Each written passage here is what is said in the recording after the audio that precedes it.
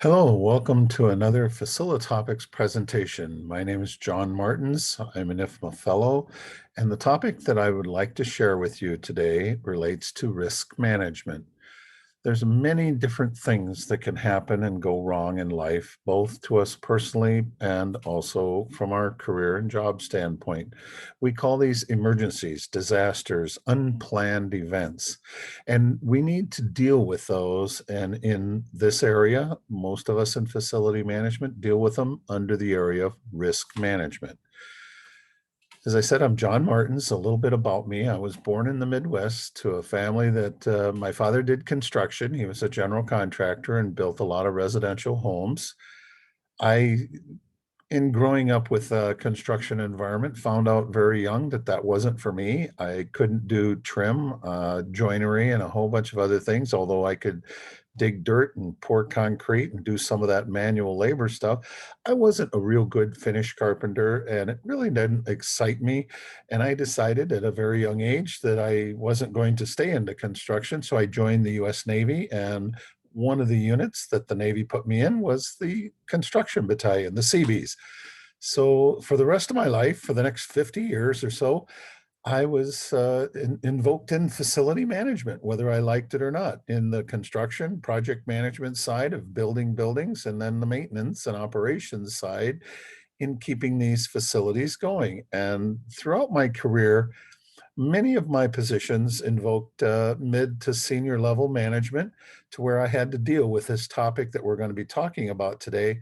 So I'll come from a very different background. I've got public sector with military and county government of about 31 years and another 26 years of private industry experience from old line manufacturing, building tractors to new age technology, Silicon Valley, making computers, pharmaceutical, medical device. I've got a myriad of other areas that I've done golf course projects, lead accredited golf course projects, winery, wine caves, and just a plethora of other facilities. So I got into teaching FM a little over 25 years ago and globally teach for a number of associations and universities around the world to share some of my experience in the world of applications, such as I am doing with you today.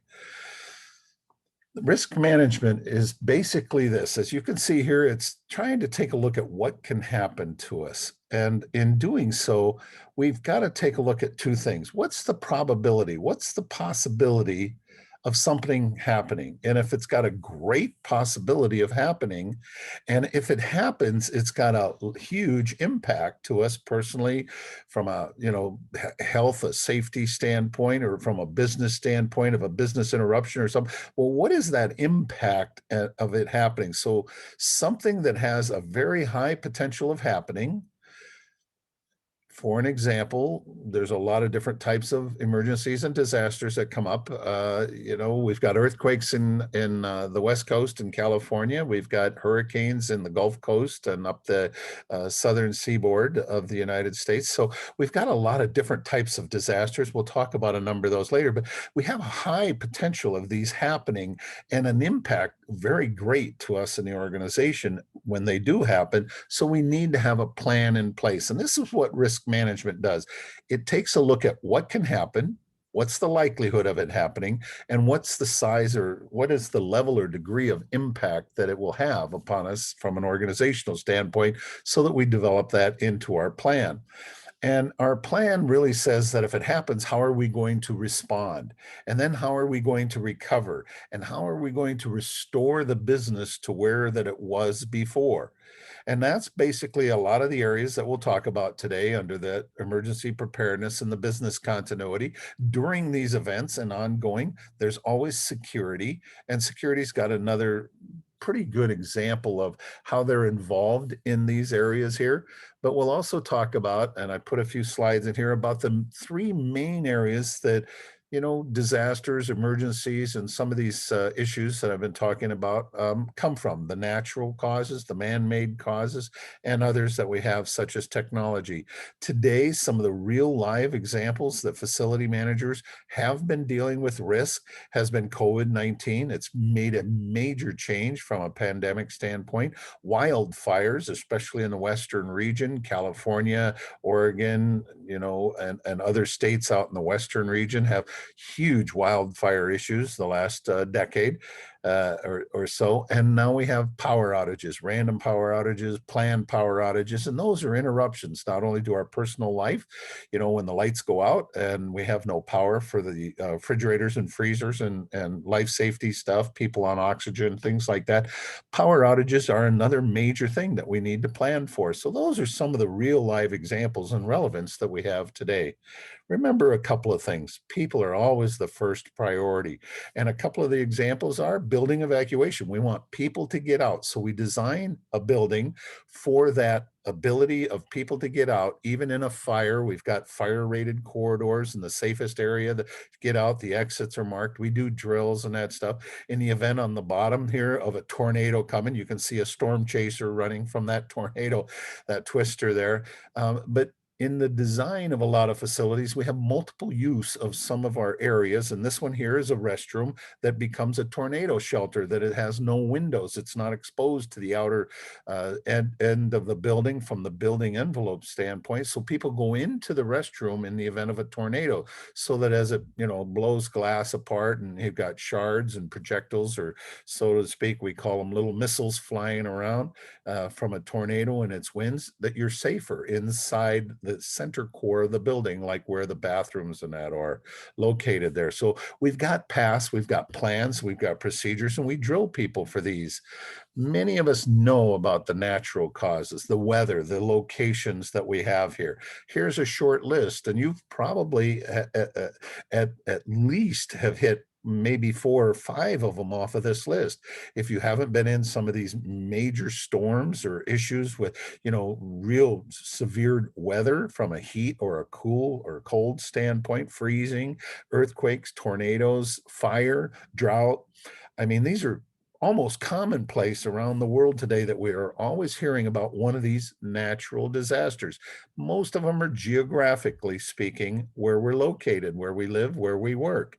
Others are man-made, and you can see in here that we have a lot of them due to negligence. We've got, violence in the workplace. We've got terrorism. We've got bombs. We've got civil unrest with riots and all kinds of other things. We've got materials, toxic chemicals, and others that we have here. Unhealthy air and water quality are becoming bigger issues in other areas of the world as well.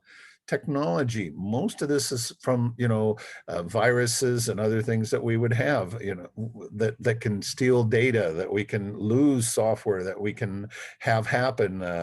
Currently at this time, we have some of that happening with our oil pipelines down in the southeastern part of the United States, where there's gas stations out of gasoline because of a cyber attack. So we understand technology and the implications we have there of some hacking into a program or stealing of data and just basic failure of the systems and locking them up and that stuff. These are interruptions. These are theft. These are failures. These are major issues that we have here. I said people are our number one priority, and then second to people, it's property, protecting the property and making sure that once people are safe, that the property, the physical assets, some of the technology, some of those assets are really protected. And I put on here also intellectual property that, tells us a lot about, our patents, our inventions, our software, our ideas, and everything else. So during this disaster, we've got to have things in place, as I said, so that we can respond correctly. And that once we respond, that we then recover and that the business can recover. And that's what's called business continuity and business continuity planning, where we bring everybody in different functions in the organization together and make a plan. And all during this, we've got security to help us feel that we're free from danger, threat, and that all of the assets of the organization are not compromised, that they're protected. and taken care of all during these phases of emergency response, recovery, business continuity, so that we don't have to worry about all of these assets. And that's basics to risk management. There's many things that we plan for in facilities. And I do want to tell you that if you have any questions or any follow-up, please feel free to contact me, john@gemcor.com, and that's my email, and I'd be glad to answer any questions you may have. Thank you.